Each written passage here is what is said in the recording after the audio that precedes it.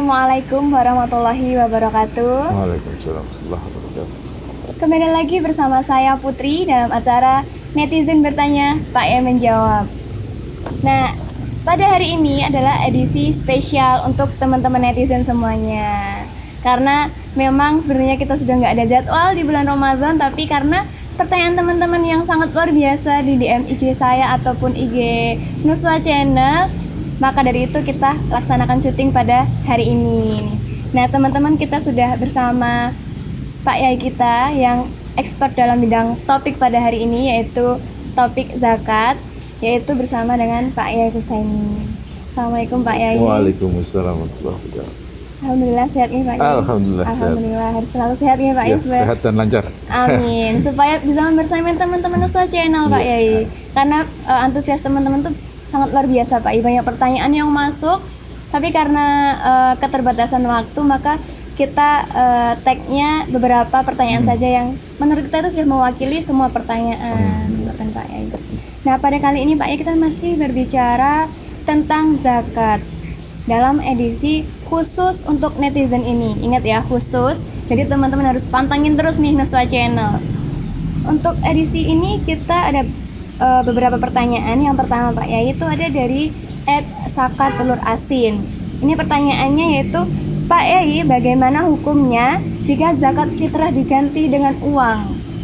Karena banyak sekali fenomena ini Pak Yai. Di desa-desa terutama, daripada ribet-ribet pakai beras ataupun pakai bahan pokok, kita ganti saja dengan uang. Nah, ini untuk pertanyaan seperti ini bagaimana Pak Yai? Baik, untuk zakat fitrah itu aslinya memang harus makanan pokok. Jadi makanan pokok. Jadi kalau di kita ya beras lah. Dan tentu pada kondisi tertentu bisa diganti uang ketika disepakati dengan panitia bahwa nanti diberaskan. Artinya uang itu dibelikan beras. Tetapi kalau langsung uang, misalnya langsung zakat ke orang seseorang, tidak melalui amil misalnya, kan itu boleh juga. Tapi itu nggak boleh uang, malah harus makanan pokok. Jadi seperti itu. Jadi ada banyak yang kurang pas dalam hal ini, dan uang itu dari 4 madhab yang ada itu hanya satu yang memperbolehkan memakai uang, itu pun standarnya adalah memakai kurma. Jadi kira-kira kalau uang ya di atas 100.000 lah kalau semua itu ya.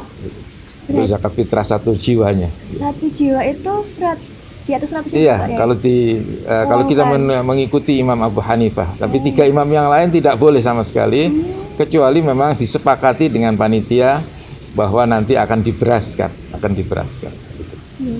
Nah, saya sering sekali di desa itu Pak Yai, bahwa kalau zakat fitrah tidak dengan beras, tetapi diganti dengan uang 25.000. Berarti ini bagaimana? Kalau menurut secara fikih tidak sah sebetulnya. Tidak sah. Jadi itu menjadi sedekah jadinya. Tidak bernilai zakat fitrah. Karena zakat fitrah itu sekali lagi berupa makanan pokok. Gitu barangkali ya. Berarti ini pengertian yang keliru ngoten ya Pak ya, kalau diganti dengan 25.000 uang itu. Kurang pas. Kurang pas. Jadi sesuatu yang tidak menurut fikih gitulah namanya gitu. Nah, teman-teman, berarti amannya kita itu berzakat dengan beras. Untuk orang warga Indonesia itu lebih amannya kita zakatnya dengan beras, jangan dengan uang. Seperti itu. Nah, ini masih nyambung ke jawaban Pak Ya tadi bahwa boleh apabila kita zakat langsung diberikan kepada yang penerimanya. Karena ini ada pertanyaan dari @hawania Suryani Pak Yai. Bagaimana zakat fitrah itu diberikan langsung kepada penerimanya? Dalam artian tidak diberikan kepada badan amil karena mungkin kurang percaya atau bagaimana, jadi langsung diberikan ke penerimanya. Itu memang diperbolehkan Pak ya? Zakat itu kenapa ada amil itu sebetulnya hanya untuk supaya merata, tidak ada orang yang dapat double-double gitu. Itu yang intinya. Tetapi seandainya tetangga kita selama ini tidak tersentuh oleh amil zakat dan seterusnya, yang kita tahu persis dia sangat membutuhkan, boleh. Jadi sangat boleh bahkan.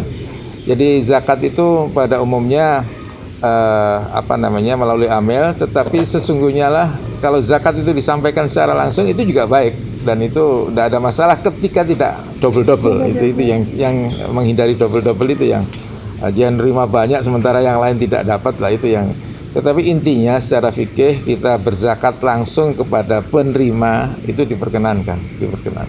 Berarti kalau kita langsung memberikan ke penerima, kita pastikan dulu ya Pak Yai, apakah si penerima ini nanti masuk ke daftar yang akan diberikan amil atau bahkan sudah diberikan oleh amil. Berarti kita pastikan terlebih dahulu sebelum kita memberikan langsung ke penerimanya. Tapi sebetulnya boleh double, tetapi asal tidak banyak gitu. Artinya, jadi misalnya dikasih amil tapi hanya sekedar saja sedikit gitu. Kita tambah ya tidak masalah. Nggak ada masalah. Jadi ini pengertian yang harus dimengerti bahwa kadang-kadang yang penting sekali adalah justru orang-orang dekat kita, ya, orang-orang dekat kita. Apakah itu saudara, pokoknya yang dekat dengan kita, yang bukan tanggungan kita, itu yang boleh diberi zakat. Yang agak salah adalah kadang-kadang zakat fitrah itu diberikan kepada pembantunya. Nah, ini tidak boleh. Ini tidak boleh. Jadi zakat itu harus diberikan kepada orang lain yang tidak menjadi tanggungannya. Dan pembantu itu termasuk tanggungan dari jeragannya. Dan bahkan harus dikeluarkan zakat oleh jeragannya untuk si pembantu. Itu barangkali ya. Terima kasih Pak ya atas jawabannya. Nah, ini pertanyaan yang ditunggu-tunggu oleh netizen Pak ya jawabannya. 2,8 apa 2,5? Ayo, yang benar. Nah, kita akan bahas tuntas dengan Pak Yai ini. Pak Yai ini ada pertanyaan dari @mahardika Vicky. Nah, itu takaran zakat itu kan 2,8 kg. Tetapi ada yang membayar dengan 2,5 kg. Bahkan ada Pak Yai beberapa yang menjual paket zakat 2,5 kg. Nah, untuk fenomena yang seperti ini itu bagaimana hukumnya Pak Yai? Ya, baik, sebetulnya zakat fitrah itu ukurannya bukan kilo, bukan massa. Akan tetapi volume. Jadi dan volume untuk zakat itu 1 sok. 1 sok itu 4 mud. Nah, ini ukuran tangannya Rasulullah SAW itu 1 mud. Jadi seperti itu. Dan kemudian dibuat takaran, tetapi juga takarannya volume, bukan gram, bukan massa. Sehingga yang pas itu 2,5 atau 2,8 ya tergantung berasnya. Artinya tergantung BJ dari berat jenis dari masing-masing makanan pokok yang dizakatkan. Itu barangkali. Jadi kalau 2,5 itu sangat mepet. Jadi sangat mepet. Artinya 1 sok itu kan 4 mud, dan 4 mud itu kira-kira ya 6 on lebih gitu, atau sampai hampir 7 on gitu. Sehingga kalau 1 sok, kalau 4 mud ya 2,8 itu akan lebih aman. Tetapi seandainya ada orang yang mengkonsumsi makanan pokok berupa beras dan berasnya BJ-nya sangat tinggi, itu 2,5 sudah cukup, tetapi terlalu mepet memang, terlalu mepet. Tapi insya Allah sah ketika memang berasnya BJ-nya tinggi di atas, ya pokoknya tinggi lah. Sementara kalau beras-beras yang ringan, yang kadar airnya sedikit, itu semakin banyak mestinya. Makanya ada yang menyanjurkan tidak 2,8 tapi justru 3 kilo. Itu lebih aman. Karena kata Rasulullah, kata Al-Qur'an, faman tatawwa khairan fa huwa khairul lah. Jadi ketika kita melebihkan itu akan lebih baik. Itu akan lebih baik. Itu barangkali daripada kurang. Kalau kurang akan tidak sah, ini jadi masalah gitu. Ya, gitu. Berarti lebih amannya kita 3 kg biar aman ngerti nih Pak ya. Jadi kalau misal nanti sisa berarti ya alhamdulillah intinya sudah aman dari kadar zakat itu sendiri ngerti. Nah, baik Pak Yai, ini ada pertanyaan lagi untuk ini Pak Yai. Semisal dari si A dan si B itu berzakat, tetapi si A ini berzakatnya itu belum memenuhi kadar yang ditentukan. Kemudian si B itu berzakat melebihi malah Pak Yai. Nah, ini apakah boleh nih badan amil itu seperti dari si A yang kurang tadi diambilkan lebihnya si B? Nah, ini disubsidi silang gitu. Iya, disubsidi silang gitu Pak Yai. Nah, ini boleh nggak sih sebenarnya gitu? Kalau itu dilakukan oleh amil tentu tidak boleh. Artinya tetap yang bersangkutan kalau memang kurang ya kurang. Oleh karenanya ada kesepakatan, barangkali amil menyampaikan nanti kalau seandainya ada yang lebih nanti kadasipun panjenengan kurang dan seterusnya sehingga dioper gitu.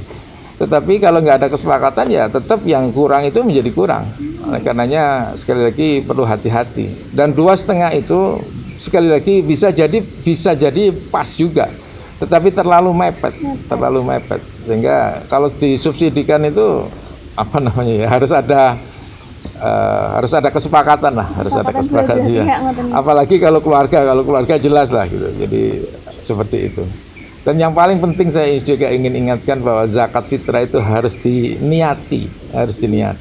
Dan ketika menyampaikan apalagi kepada seseorang yang secara langsung, harus dikatakan bahwa iki zakatku, ini zakat saya. Nggak boleh disembunyikan ini zakatnya seseorang, itu nggak usah, harus disebutkan ini zakatnya anak saya, ini zakat anak saya, ini zakat istri saya atau suami saya dan seterusnya. Itu harus jelas. Berarti kalau misal seperti ini bilangnya tuh ini zakat hamba Allah gitu nggak boleh ya Pak ya? Nggak boleh, jadi harus disebutkan, harus spesifik ini zakatnya saya, zakatnya suami saya gitu ya Pak ya? Nah, pertanyaan yang terakhir Pak ya, ini tentang badan amil. Fenomena sekarang itu karena semakin canggihnya teknologi itu banyak sekali yang badan amil yang online Pak ya. Nah, sistemnya tuh pasti kan kita transfer kemudian nanti disalurkan seperti itu. Nah, bolehkah kita percaya dengan badan amil ini Pak Yai? Iya, alhamdulillah di Indonesia ini ada amil yang resmi. Makanya ini perlu hati-hati. Yang paling resmi tentu Basnas, kemudian nanti ada Lazisnu, ada Lazismu, punya Muhammadiyah, Lazisnu itu punya Nahdlatul Ulama dan seterusnya. Hanya beberapa yang resmi. Akan lebih aman kalau kita berzakat melalui yang resmi. Dan kita boleh transfer, utamanya zakat-zakat mal. Kalau zakat fitrah sekali lagi nanti harus ada kesepakatan dengan amil bahwa ini saya zakat sebetulnya zakat beras, tetapi karena harus ditransfer maka harus berupa uang, tapi tolong nanti diberikan beras dan seterusnya. Itu. Jadi boleh kita mempercayai amil. Dan tentu sekali lagi amil yang bisa dipertanggungjawabkan. Dan dalam hal ini alhamdulillah di Indonesia ini diatur sehingga ada amil-amil yang resmi dan harus hati-hati terhadap amil-amil yang tidak resmi. Itu barangkali ya. Berarti diperbolehkan tapi dengan ketentuan yang sudah sebutkan tadi nih Pak ya. Nah, masih berhubungan dengan zakat fitrah Pak. Ada satu pertanyaan yang ternyata ini saya juga bertanya-tanya. Bagaimana perhitungan untuk zakat baik mal ataupun fitrah itu sendiri Pak Yai? Perhitungan berapa kita harus berzakat dan kadarnya berapa untuk yang zakat mal tadi. Kalau zakat fitrah kan tadi yang sudah disebutkan. Tapi kalau zakat mal itu seberapa Pak Yai? Zakat mal itu secara umum ya 2,5% atau 1/40. Tetapi kalau zakat mal dalam arti zakat pertanian itu 5%. 5% bahkan bisa 10% ketika tanaman itu dibiarkan. Misalnya jati. Jati itu kan nggak pernah diopeni. Jadi alam yang openi sendiri. Nah, ini kalau panen ya zakatnya 10%. Jadi tidak. Tetapi tentu ada batasannya. Jadi ada batasan dalam arti ada nisabnya. Jadi seberapa banyak yang harus diharuskan mengeluarkan zakat itu adalah pada saat sudah mencapai nisab harta itu. Dan itu harta miliknya sendiri, bukan utangan gitu. Iya, milkut tam dalamnya namanya. Milkut tam itu kepemilikan yang sempurna. Itu barangkali. Itu juga termasuk syarat untuk berzakat itu milik sendiri ya Pak, nggak boleh yang hutangan atau masih dalam berhutang dengan yang lain gitu nggak boleh ya. Nah itu tadi teman-teman jawaban dari pertanyaan netizen yang banyak sekali di DM IG saya dan di DM IG Nuswa Channel dan teman-teman tim yang lain Pak Yai, karena memang setelah Nuswa Channel ini sudah tayang itu banyak sekali yang ingin bertanya.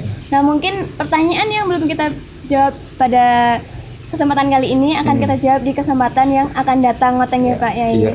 Nah tetap teman-teman harus subscribe, like, komen, dan share Nuswa Channel ke teman-teman yang lain. Jangan lupa keluarga di rumah ataupun semua teman-teman nongkrong, teman-teman ngaji, teman-teman semuanya teman-teman yang kalian punya harus subscribe Nuswa Channel seperti itu.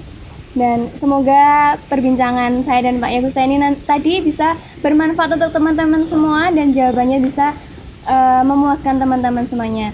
Nah sekian dari saya Nurhayati Eka Saputri dan Pak Yai Husaini. Apabila banyak salah kata kami mohon maaf. Assalamualaikum warahmatullahi wabarakatuh. Waalaikumsalam.